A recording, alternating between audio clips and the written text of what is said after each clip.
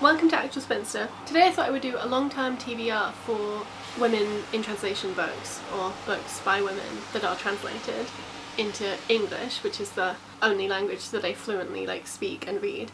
And also I would do some recommendations of books that are translated, books by women that I think people should read at the same time. And part of that is because most of my recommendations are European, and I think it's only in the past 2, maybe 3 years that I've even started to try to pick up translated fiction. And yeah, I didn't want to just make a video of a bunch of European books. But I also do love reading marginal and minoritized languages in translation, so I did want to talk about some of my recommendations and my favourites and stuff. But yeah, I also kind of wanted to acknowledge that I need to diversify my reading more, and I have plans to do that, and I will hopefully get to some of these books soon. I'm calling this a long-term TBR because I don't think I own any of these books, but I'm sure that it might take me a while to read all of these, and that's fine. Reading's a very long-term project, but I am excited about all of them. So the first book is a current booktube favourite, and I'm interested in reading it for multiple reasons, especially because it's a disability narrative, so I'm really interested to see how the form or the structure is affected by the protagonist. I think it's Parkinson's that she has, and that's Elena Knows by Claudia Pinheiro, translated by Frances Riddle.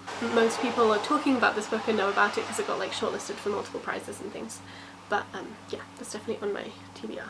Another big book, although I haven't actually seen as many people that have actually read this book, but this is also another zeitgeisty book, I guess, because it won the International Booker Prize, and that's Tomb of Sand by Geetanjali Shree, translated by Daisy Rockwell from Hindi. It's quite a large book. It's one of the reasons why I haven't actually got a copy yet, because then I'll have to truck it around various places. But I'm actually kind of hoping to maybe read it or start reading it in September. Me and Olivia from Bibliogirl might buddy read it at some point this year, which I think would be nice. But yeah. The next that I would like to read at some point is a book that's actually been part of Jen the Librarian's translated LGBTQ fiction read along, I think is what it's called. I'll leave information to it in the description box. It's a really nice way to learn about queer translated fiction, and obviously I'm very interested in that. And one of the books that Jen has read maybe last month or the month before that was a book called either Troll, a Love Story or Not Before Sundown by Johanna Sinisalo, translated I think by Herbert Lomas. And I think this is about a troll and about trolls in general and sort of myths and things. It sounds kind of weird, and I watched some people who were part of the book clubs or the read along, their reviews and stuff, and there were definitely some different opinions, but it just sounds really interesting, so that's kind of why I want to read it. And yeah, I don't remember if I said, but it's from the Finnish. The next is another, well, I don't know if Not Before Sundown it would count as a traditional SFF book, but the next book I think definitely would be considered a sci-fi book because it's about a bunch of kids travelling from Mars, I think, after a war to Earth as delegates to see what's that. And I think it engages a lot with politics and forms of organisation, and I'm quite interested in that. It's also quite a long book, but yeah, the title is Vagabonds by Hao Jing Fang, and I think it's translated by Ken Liu. These are all fairly recent releases, although I actually think the Troll one is maybe more old, but I don't normally read so many new or newish releases. But I guess part of that is that the English language publishing industry is much more ready to take risks on translated fiction in the past few years, partially I guess because of small presses that have sprung up more recently, published translated fiction from non-English languages. So maybe, yeah, that's partially also why.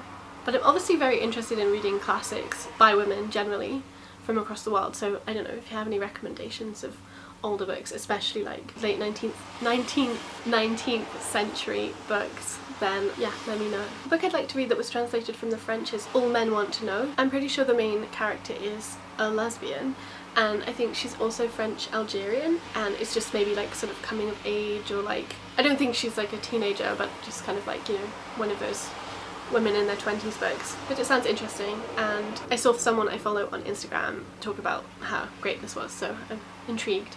I vaguely want to read Disoriental, which also was like chosen for the LGBTQ in translation book club, but I actually think that I'll have to wait a bit because it's also, I know that it starts with like the main character being in like a fertility clinic, so I think I'll just wait a little bit. But it sounds really great and I'm looking forward to reading that. And a book that I spoke about in my video with Mari, this one, that I was like, oh, I hope it gets translated. People told me that it had been, and the title is Earth Eater. And I think the English translation was by Julia Sanchez. So yeah, I definitely like to read this. So now I thought I would talk about the books that I would recommend. I think I'll do this by language, although there aren't lots in each category, but. And we'll start with this, which is Deep Real Orcadia, a novel, and it's written in the Orkney dialect. It's a science fiction verse poem collection, and the way that it's done is it has the original in the Orkney dialect and then a smaller English translation by the same author, Harry Josephine Giles. Oh, I didn't say that's who wrote it. It's a really interesting poem collection. For someone who doesn't speak the Orkney dialect, like it's obviously a collection that is about language for me, maybe in a different way than somebody who's familiar with Orkney, Orcadian, but also I guess with Scots, because I think the Orkney dialect is related to Scots, although it's not, it's a more marginal form of Scots, or it has like some Scots language stuff within it. I also think that it has some like Norse words too and things like that. It's a sort of island of languages. The collection speaks a lot about like outsiderness, but also like far awayness, like separateness, and like community, and so it is set in space, and then it's sort of about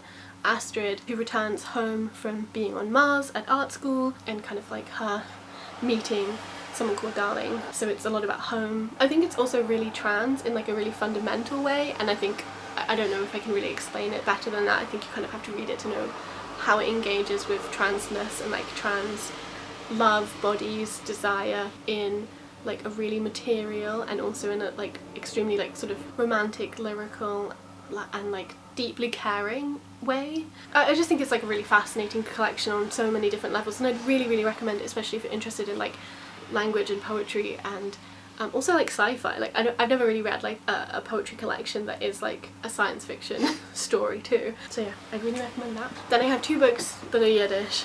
I obviously had to mention them, but I won't talk much because I have spoken about these quite a lot on my channel. But these are both by Miriam Karpilov and they're both translated by Jessica Curzane. This is Diary of a Lonely Girl, or The Battle Against Free Love, and this is Judith, A Tale of Love and Woe. This is from 1916 to 18 and this is from 1911, so these are great books if you want like to read some translated fiction from the 20th century. And yeah, they engage a lot with like women's agency, radical politics in some degree. Like they're not like sort of super directly spoken about, but they're done in a more like subtle and interesting way, I think. They talk about women's desire, heterosexuality. Obviously this is about free love. This is also like a little bit about free love, but it's also about disappointment, men being useless, both of them. I would say this one engages more directly with violence against women, and it's told in a really sparse way, which is really interesting, and you only kind of learn what people are doing by how the narrator has recorded her speech. So she says like, don't do that, but it's not described, which is I think really interesting way to describe like interactions between like misogynistic men and women. And yeah, this one is written in letters, so it is just much more brief for lots of reasons, but it's focused on sort of like immigration as well from I don't think it would be Russia anymore, but like from Russia to, or like the Russian Empire, I think it's probably Belarus now, to America. And then yeah, I guess the main plotline of this is just that like it's the diary of this girl and she's like charting her experience falling in love with this man called A, and then all the various liaisons that a lot of other people who are all given like a different letter of the alphabet as a reference, because they all are basically the same as men. So the next book was translated from Danish, and that's The Employees by Olga Ravn. I'm realising that there's actually like a bit of science fiction in this, which is interesting because I feel like I don't read that much, but maybe I read more translated science fiction. But yeah, this is also quite like a short and experimental novel, and it collects like basically sort of testaments or like interviews with various workers on the, is it like the 1,000 Lives ship? I can't remember quite what it's called, but this ship that has gone into space, and it's also about their interaction with objects in a way that I really liked. Yeah, it kind of explores like work too. I guess it doesn't take these things in a particularly like deep or intense way just because it is quite brief, but that's also almost like its charm, or like it's really accomplished as a result of that, because it does go into these things to a degree that's like impressive considering how small it is and how there are all these like vignettes almost of different speakers, and there are like sort of people who are human and people who are like humanoid who work on the ship together, and there's some like tension between those two groups, but also it's sort of deconstructed to that separation, and yeah, it's really interesting and I definitely recommend it. In terms of Norwegian fiction, I have Will and Testament by Vigdis Hjorth, which is an amazing book about family trauma and secrets and abuse and healing and cabins. And it's a really intense book, but I think it's like an incredible one. I think I read this like 3 or 4 years ago now, and I think about it all the time, and I mean I do kind of want to reread it, but I also am a bit hesitant to, because it's just like probably will be quite painful. Yeah, I think the way that this talks about like family violence and narratives and structure is like really good, and I was really glad to read a book like this, so yeah.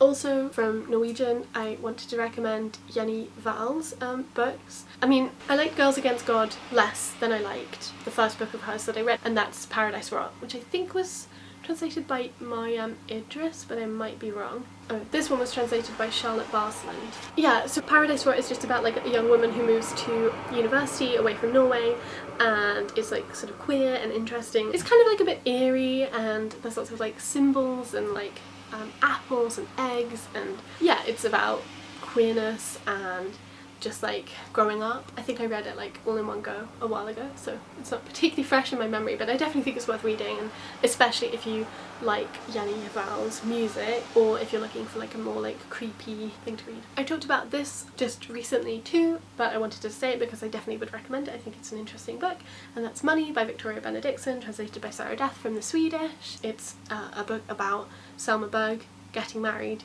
in the 1880s to a man who's very wealthy, and it's just sort of like various snippets of her life slightly before and after that happens and the consequences, and it's also obviously about money and like what that does to your life. I think I'd also like give like a shout out to The Summer Book by Tove Jansson, which I think was also translated by Thomas Teal. It's about like maternal relationships, I guess, or like between like a grandmother and a child. There's something kind of whimsical and sweet about it. When I first read it I was like, oh, that was nice, and then it's like stayed with me in a way that like not all books do. So I also a while ago read Notes of a Crocodile by Q Maljin, and I would also recommend it, especially if you're looking for like experimental ebooks. I think most people have read this book by now.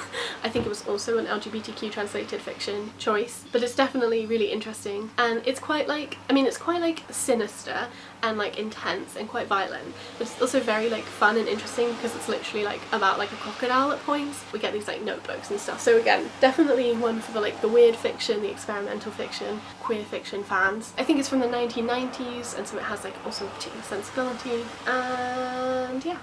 Those are all the books I wanted to recommend and also say were on my long-term TBR. Hopefully you're seeing this like around when the Women in Translation Month readathon week starts, and maybe you might want to pick up one of these books that I recommended, or you might be reading some of the ones I said were on my long-term TBR. That's probably very likely. Yeah, but I hope that you have a nice time when you see this, and let me know what you think about any of the books I mentioned and any recommendations. I'll leave like links to everything I mentioned in the description box. I will talk to you when I next talk to you. Bye!